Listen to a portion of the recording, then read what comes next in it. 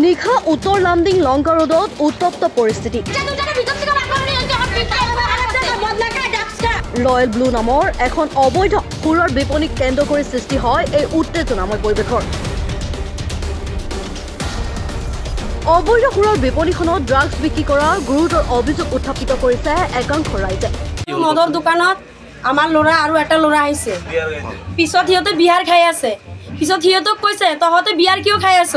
তহঁতে ড্ৰাগছ ল'ব নোৱাৰো নেকি 300 টকা হ'লে বিহাৰ এইটো ড্ৰাগছ পাবা এইটো হোটেলৰ মালিকে কৈছে এইটো মদৰ দোকানৰ মালিকে কৈছে হাফ পাবা 300 টকা হ'লে হোটেলটো কোন জায়গাত এইটো এই ৰয়েল হোটেল বুলি কয় এইটো এই লংকা ৰোডত হয় আচ্ছা তো বজৰং পুলি কয় আচ্ছা তো হোটেলৰ মালিক গৰাকীৰ নাম জানে নে আপুনি মালিকৰ নামটো মই নাজানো তো আপোনালোকৰ ল'ৰাৰ ওপৰত কি ক'লা আক্ৰমণ হ'লে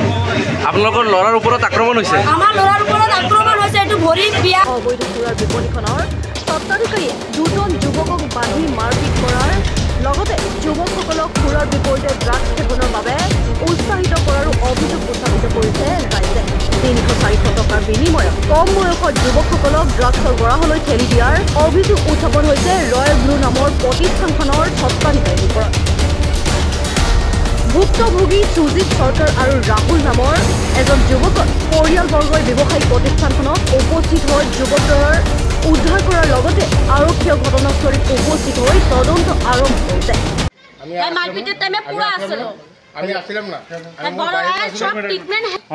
মই বাহিৰত আছিলো ইহঁতে ঝগড়া কৰিছে ভিতৰত কি কৰিছে প্ৰথমৰ পৰা কিয় মাৰিছে মদের দোকানে আমরা মদ খেতে ঢুকছি বিয়ার খেতে ঢুকছি এরকম মদের বললে ড্রাগস খেতে ড্রাগস খেলে বলে কি তেওঁ কি ড্ৰাগছ বিক্ৰী কৰে নেকি না আমৰা কোন ড্ৰাগস বিক্ৰি কৰি না আমৰা মদ না খেতে জোনে তোমাক কৈছে কি ড্ৰাগছ বিক্ৰী কৰে নেকি হ্যাঁ ড্রাগস বিক্রি করে না কি করে আমি জানি না এরা কইছে যে মদের বদলে ড্রাগস খেতে আমরা কইছি আমরা ড্রাগস খাই নাকি আমি কইছি আমি ড্রাগস খাই না আমি মদ খেতে আসছি এখানে এই কথার থেকে হেলে গল্প ঝগড়া হয়েছে